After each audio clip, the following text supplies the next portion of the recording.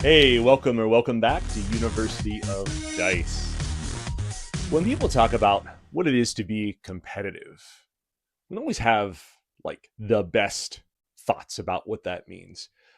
Sometimes we just think, oh, it just means you want to win.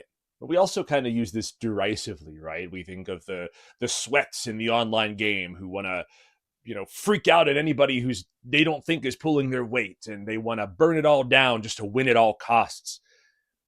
I don't think competitive or the competitive mindset just means that you want to win. In fact, if you look up definitions of what it is to be competitive, a lot of them don't say win, they say succeed. And that's not the same thing. You see, you define what success is for you. Winning is a part of it, yeah, but that's not all of it. And the way to do this, the way to define your success is to set goals. Goals define what you're going for. Trying to compete without a goal is kind of like trying to take a road trip without having any idea where it is that you're going. Then, once you kind of know where you're going, you need to know what the landmarks are along the way, right? How do you know if you're progressing? And again, this would be kind of like ignoring this, right? It's kind of like not looking at every single road sign along the way and just kind of hoping you can wing it. And that might be fun if you're not pressed for time, but that's not really possible for most of us.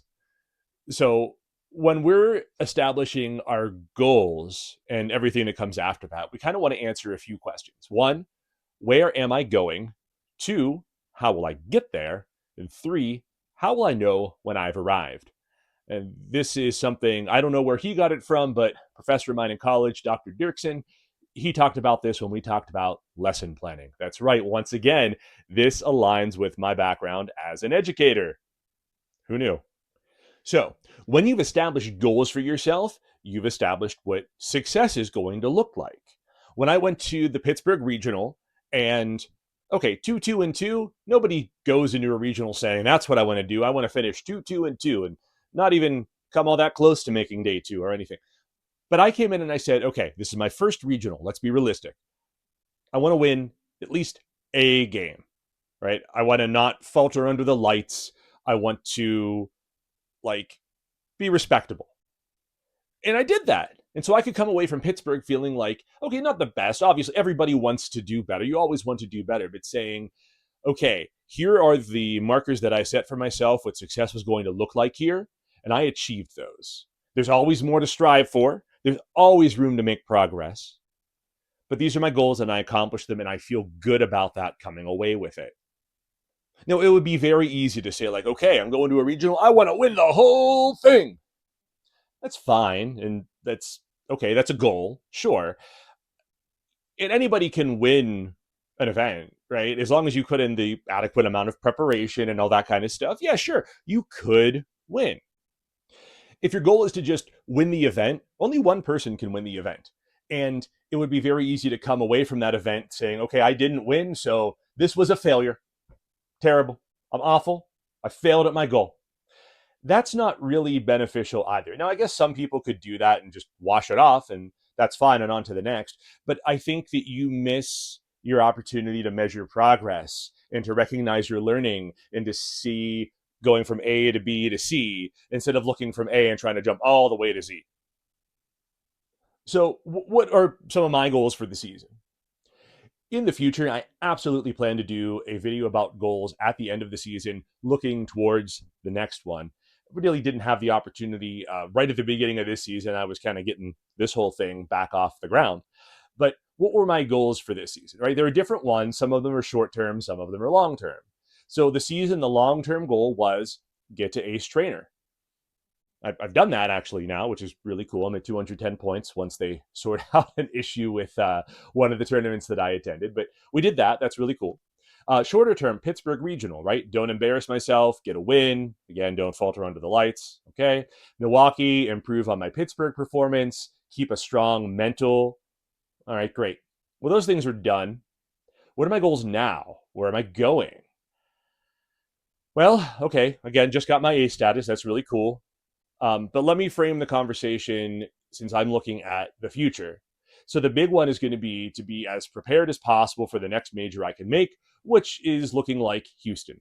And the goal that I want to have for Houston is make my first day 2 at a regional. So if Houston prep is the goal, what's next? Well, I need to know what the signposts are that help me get there. How am I going to get to Houston day 2? Now, the first thing I can say is play a lot. And a lot of people give that advice. Oh, just jam games, just jam games, just jam games. It has to be purposeful. It's not just playing games for the sake of playing games. Ladder is fine. It's not great. And just look at the fake format on live right now as I record this, where we have the Gengar and Diancie decks before we have Phantasmal Flames. Locals are fine, but skill and decks can be a crapshoot. Locals are a good place to focus on smooth and nimble gameplay. Then, of course, there's the online tournaments. Not perfect, but they're good. It's a little more of a competitive mindset, and you are more likely than ladder to see meta decks. Not as likely as at a regional. Then there's focused testing with other people using things like TCG Masters, The Sims. There's the deck breakdowns. There's all those things that prep that I talked about. Watch my cognitive load video if you haven't. So there's purposeful gameplay. There's playing on ladder consistently with a deck, fine. But there's playing at locals, focusing on my process. How am I playing? Smooth gameplay, not dumb plays, right? Not misplays, not a lot of ties, not going to time, those sorts of things. Playing with a lot of confidence in person. There's doing the tournaments and trying to sort things out how I do there against other competitive-minded people. And of course, again, there's the testing, seeing what's working, seeing what's not, how to fix up certain matchups, all of that kind of stuff. Now, part of my goal setting needs to be like, this has to be balanced around my personal and professional life. I have a family and a full-time career. My family's always going to be first. My job sometimes takes me away from home too. I need to be realistic about the time that I have, and I need to be efficient about it as well. So what are some other process goals that go with that? Well, between now and then, finish cups and challenges with wins or runner-ups. That's what I want there. I would like to have all 4 of my cups and all 4 of my challenges be either first or second place before Houston comes, because I need to keep in the competitive mindset, and that's going to help do it. On the prep side, I want to make a breakdown for every single deck that I play or am interested in. The same kind of breakdown I've talked about before. I'm probably going to do, it'll be sort of a stream of consciousness video going through a deck, then trying to break it down that way.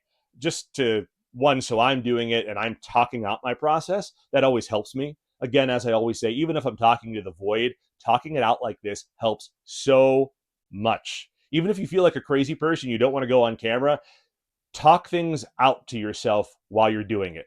Just tell your family it's okay. Leave me alone. I'm not crazy. I'm thinking out loud because it helps. Sometimes having to process it and then say it really just makes a huge difference.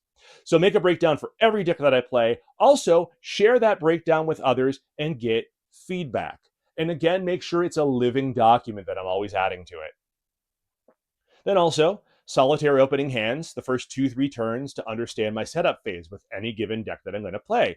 And let's say I'll get at least 50 reps with any deck that I'll play.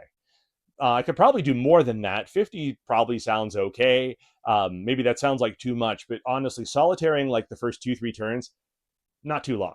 It's not too long at all. Now, the other thing thinking about Houston is the format's going to be totally different by then, but skills translate. I don't care if there are new cards that I haven't seen or old cards that may have rotated. Learning doesn't change. So I encourage you to set goals too, whether it's for what you're going to do in the next month, what you're going to accomplish by the end of the season, probably a little bit of all of this. But in the end, you have to answer the question, where am I going? For me, Houston. And I want to make day 2. How will I get there? I will play purposefully, and I will prep with a lot of attention and focus. So purposeful play, focused prep. How will I know when I've arrived? Well, that's a harder question. When we were talking about that, that's sort of like the assessment phase in learning design.